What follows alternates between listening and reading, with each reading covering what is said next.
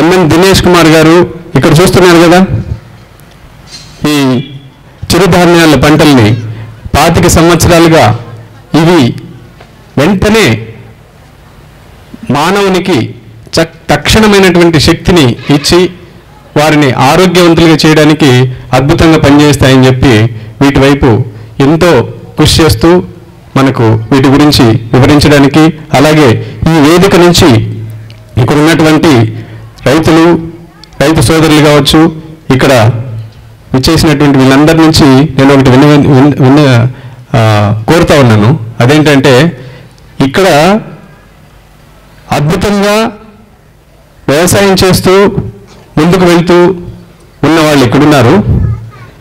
ఇది ఎలా జరుగుతుంది అని ఆలోచిస్తూ, ఎలా చేయాలని ఆలోచిస్తూ ఉన్నవాళ్ళు ఇటువైపు ఉన్నారు.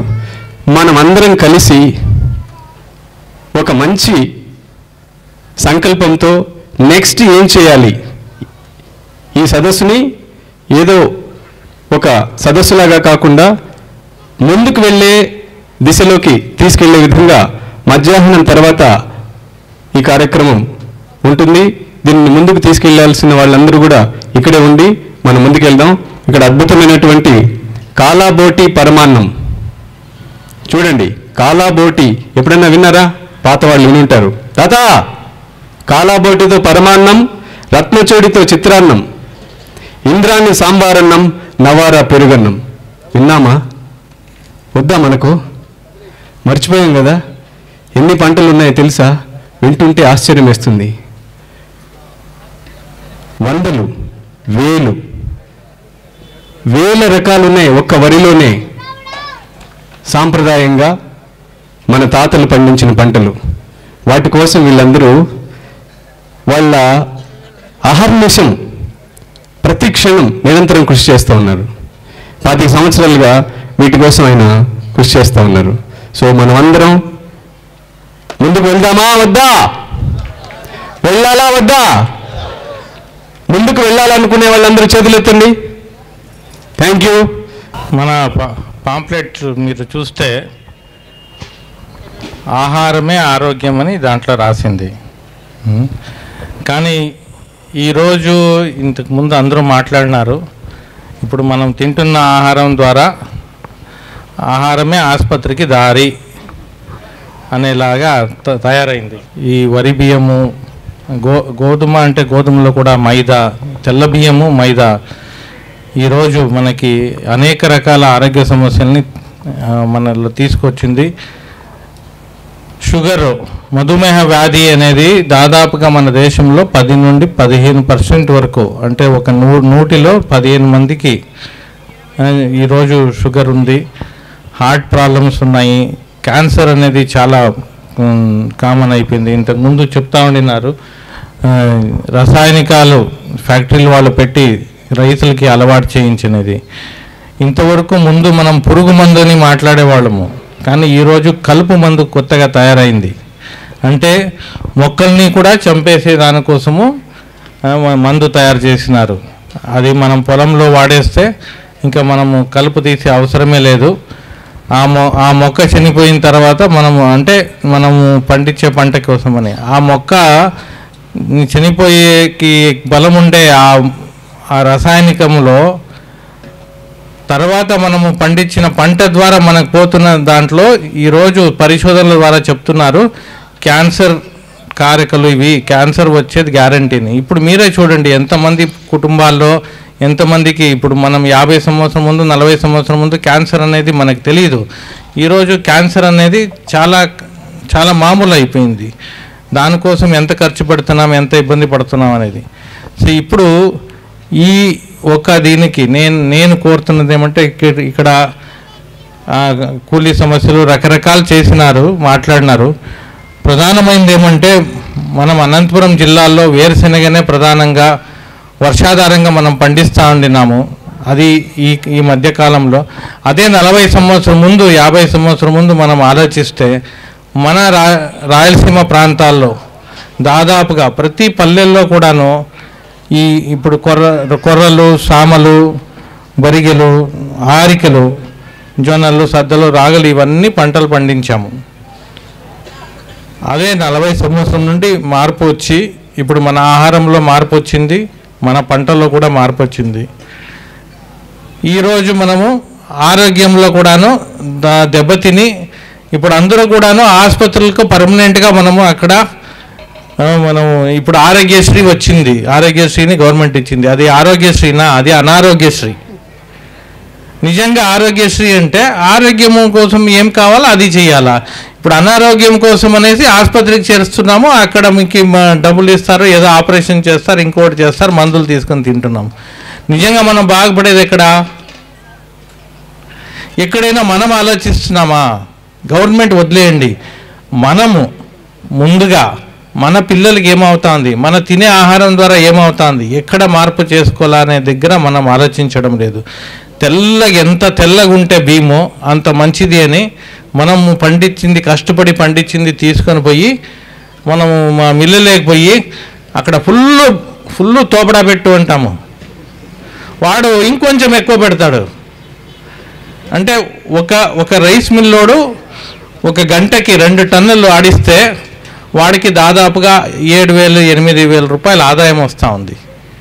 ఈరోజు 28 రూపాయలు ఇది తౌడు, వరి తౌడుకి 28 రూపాయలు.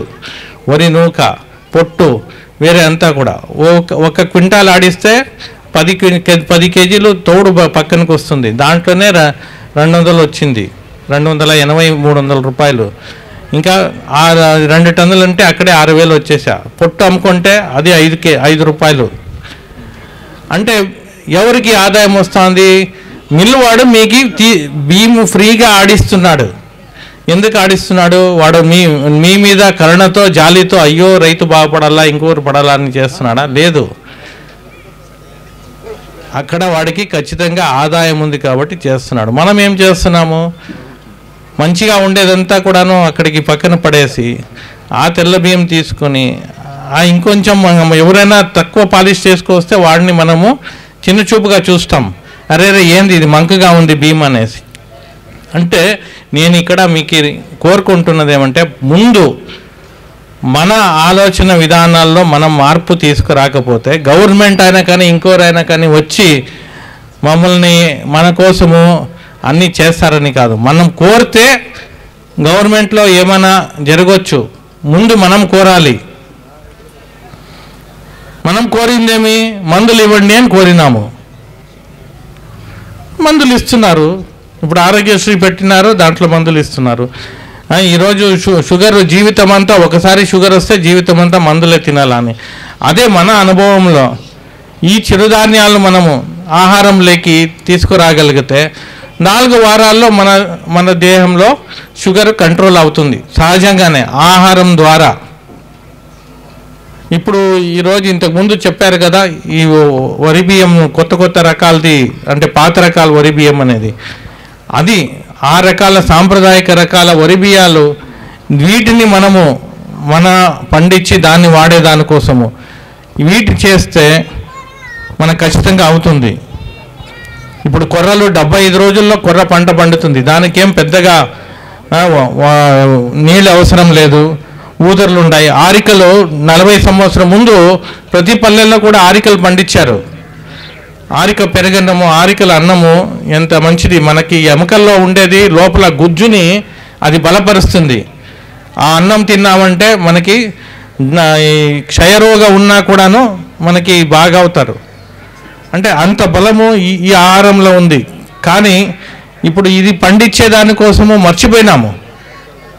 ఈ పంటలు మొత్తం అంతా కూడాను ఇప్పుడు దీన్ని అందించడానికోసం కూడా ప్రయత్నం చేస్తున్నాము. ఈ విత్తనాలు రైతులకి దొరకాలి, ఈ పండించే పద్ధతుల్ని రైతులకి పరిచయం చేయించాలా.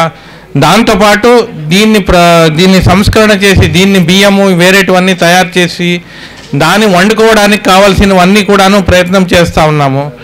మేము ఇక్కడ కోరేది ఏమంటే, ముందు ఈరోజు మనం ఏమి వేరుశెనగ పంట ఇప్పుడు మనకి కనుమరుగా అవుతూ ఉందో, వేరుశెనగ పంటల స్థలంలో ఈ చిరుధాన్య పంటల్ని మనం పండించడానికి ప్రభుత్వము ఇంకా కొంత సహాయం చేసి, ఇప్పుడు అన్నారు కదా మినిమం సపోర్ట్ ప్రైస్, అంటే మద్దతు ధర అనేది, ఈ ఆరోగ్యశ్రీకి 1000 కోట్లు ఖర్చు పెట్టే బదులుగా మనం పండించి మంచి ఆహారం పండిస్తున్న రైతుకి ఆ సహాయం దొరికితే, తర్వాత ఆ పండించిన రైతుకి కోత కోసం కావాల్సిన యంత్రాలు కావాలి, మంచి మంచి ఇప్పుడు సాంకేతిక పరిజ్ఞానం కూడా కావాలి. ముందులాగా మనం కేవలము ముందు పాటిస్తున్న పద్ధతుల్లోనే వ్యవసాయం చేస్తామంటే కుదరదు.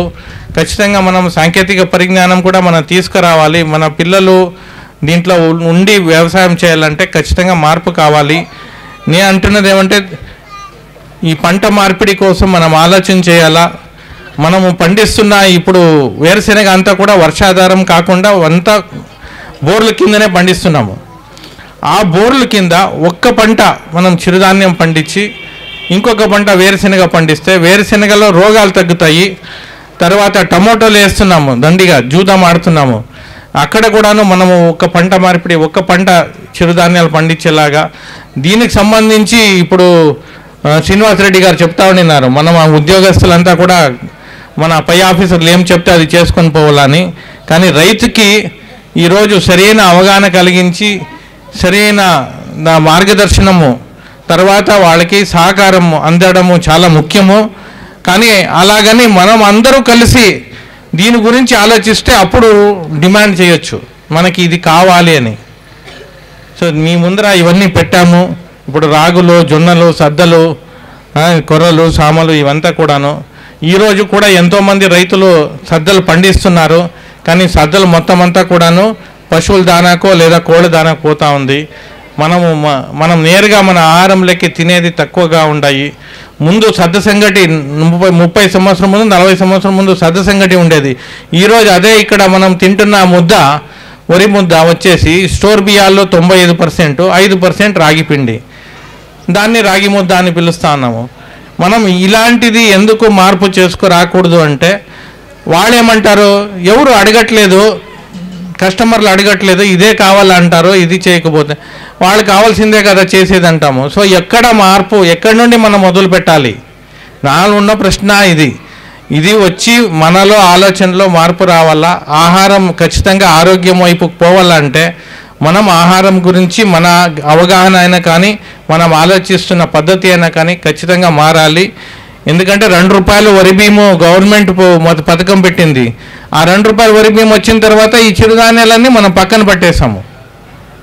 గవర్నమెంట్ పండించొద్దు అని చెప్పలేదు, గవర్నమెంట్ వరి బియ్యం ఇచ్చింది, వరి బియ్యం సులభంగా దొరుకుతూ ఉంది, సరేలే ఇవన్నీ ఎందుకు అనుకున్నాము. ఈరోజు ఆసుపత్రులకి మనము కంటిన్యూస్గా పిల్లలు ఎత్తుకుని ఆసుపత్రికి పోతా ఉన్నాము. అక్కడ పోయిన తర్వాత ఈ షుగర్ కోసము మీరు కొరబియ్యం తినాల్సిందే అనే దాంతో మనము కొరబియ్యంకి వెతుక్కొని వస్తున్నాము. అంటే ఈరోజు మనమంతా చెడిపోయిన తర్వాత దీనికోసం ఆలోచిస్తున్నాము. కనీసము భవిష్యత్తులో ఉన్న మన పిల్లలు వాళ్ళు ఆరోగ్యం బాగా కావాలి, మన భూములు బాగా కావాలంటే ఖచ్చితంగా మనం దీనికి సంబంధించి మనం మాట్లాడుకోవాలి. మనమేమో చెప్పేది కాదు, మీరందరూ కలిసి మనం మాట్లాడుకోవాలి, దానికి కృషి చేయాలా. దానికి కావాల్సిన దానికి మన మార్కెట్ తయారీ కోసం కూడాను మనము పోరాడాలి. ఏది కూడా సులభంగా కాదు, కానీ ఎక్కడో ఒక చోట అది మొదలవ్వాలి. ఇప్పుడు మన ప్రాంతాల్లో ఖచ్చితంగా సద్దలు చాలా బాగా పండుతాయి. కానీ ఈ సద్దలతో మనం ఏం చేస్తున్నాము? సద్దలతో బ్రహ్మాండమైన ఇడ్లీలు చేయొచ్చు, దోశలు చేయొచ్చు, సంగటి చేసుకోవచ్చు. ఎక్కడుంది చెప్పండి? సద్ద సంగటి ఇస్తున్న ఒక్క హోటల్ చూపిస్తాము, ఎక్కడైనా ఉన్నాయా? లేదు. సద్ద సంగటి ఎట్లుంటుంది? బలంగా ఉంటుంది, మంచిగా రుచిగానే ఉంటుంది. కానీ ఎందుకు మనం చేయడం లేదంటే ఖచ్చితంగా మనము ఇక్కడ ఒక చోట మాస్టర్ నేను కోరేది ఏమంటే, పంటలో మార్పు అనేది మనము వాడకము వినియోగం అనేది రాకుంటే ఎవడు పండించినవాడు పండించుకొని ఏం చేస్తాడు? పండించిన దానికి వెంటనే దానికి ఇది ఇప్పుడు వేరుశెనగ పండిస్తే ఇంటి దగ్గరకు వచ్చి కొనుక్కొని పోతారు, ఇవి పండిస్తే. సో ఈ వ్యవస్థ అంతాను కూడాను మనం ఆలోచన చేయాలా. దయచేసి దీనికోసం మనము కొంత ప్రయత్నం చేస్తున్నాము, కృషి చేస్తూ ఉన్నాము. మేమనేది గవర్నమెంట్ అంతా వదిలేయండి, మా దగ్గర ఈ చిరుధాన్యాలకు సంబంధించిన బియ్యాలు ఆహారం దొరుకుతుంది, మీరు అది వినియోగిస్తే మీకు ఆరోగ్యం మేలవుతుంది, మీకు షుగర్ కూడా ఖచ్చితంగా కంట్రోల్ అవుతుంది, హృదయంలో అది మన రక్తనాళాల్లో అంతా కూడాను బ్లాక్ అయిపోయి అంతా కూడుకుపోయినా కూడాను అవన్నీ కూడా దీని ద్వారా బాగా అవుతాయి. దాని గురించి అంతా ఇప్పుడు అందరికీ తెలిసిండేదే. ఎప్పుడు మొదలు పెడతాం, ఎక్కడ మొదలు పెడతాం అనేది ప్రశ్న. మీకు కావాలనంటే మీకు సహాయం చేసేకి మీకు అందుబాటులో ఉంచడానికి సిద్ధంగా ఉన్నాము. Thank you sir. దినేష్ గారికి హృదయపూర్వకంగా ధన్యవాదాలు తెలియజేస్తున్నాం. ఇక్కడ మేధావులు, రైతులు ఈ వేదిక మీదనే ఉన్నారు. అలాగే ఇక్కడ నుంచి ముందుకెళ్ళాలనుకుంటున్న వాళ్ళు ఇక్కడే ఉన్నారు. మనం అందరం కలిసి ఒక కమ్యూనిటీ లాగా మధ్యలో ఉన్న ఈ గ్యాప్స్ అన్నీ కూడా ఫిలప్ చేయడానికే ఈ సదస్సు ఏర్పాటు చేశాం. సమస్యలు ఉన్నాయి, లేదని చెప్పట్లేదు. అన్నీ బాగుంటే మనం ఇక్కడ ఎందుకు ఉంటాం? ఇక్కడ ఈ ఆవేదన అంతా దేనికోసం? ముందుకెళ్ళడం కోసం. ఇప్పుడు మంచి పంటలు పండించి మీకు ఈ పంటల ద్వారా ఆరోగ్యం పొందాలని మీకు ఉందా లేదా? ఏమ్మా, ఉందా లేదా? చేతులు ఎత్తండి. మరి ఇక్కడ పంటలు పండించే వాళ్ళు ఉన్నారు, పంటలు కావాలని కోరుకుంటున్న వాళ్ళు ఉన్నారు. మధ్యలో గ్యాప్ ఉంది. తినేవాళ్ళు, దీని మీద అవగాహన లేని వాళ్ళు, దీనివల్ల ఇంత ఆరోగ్యం ఉంది, ఇది కావాలి. ఒక చిన్న ఎగ్జాంపుల్, కోల్గేట్తో ఎంతమంది పళ్ళు తోముకున్నారు ఈరోజు? కోల్గేట్, పెప్సోడెంట్, ఇవి రెండు కరెక్టేనా? ఏది రైటు తెలుసు, ఆచరణలో లేదు. ఏ కోల్గేటు పనిచేయదు, ఏ పెప్సోడెంట్ పనిచేయదు. పనిచేసేది వేపపుల్ల, ప్రకృతి. మీకు ఆరోగ్యం ప్రకృతిలో ఉంది, మర్చిపోవద్దు. అందరికీ తెలుసు, కానీ ఆచరణలో పెట్టడం లేదు. మరిన్ని అప్డేట్స్ కోసం బ్యాక్ టు రూట్స్ యూట్యూబ్ ఛానల్ని సబ్స్క్రైబ్ చేసుకోండి.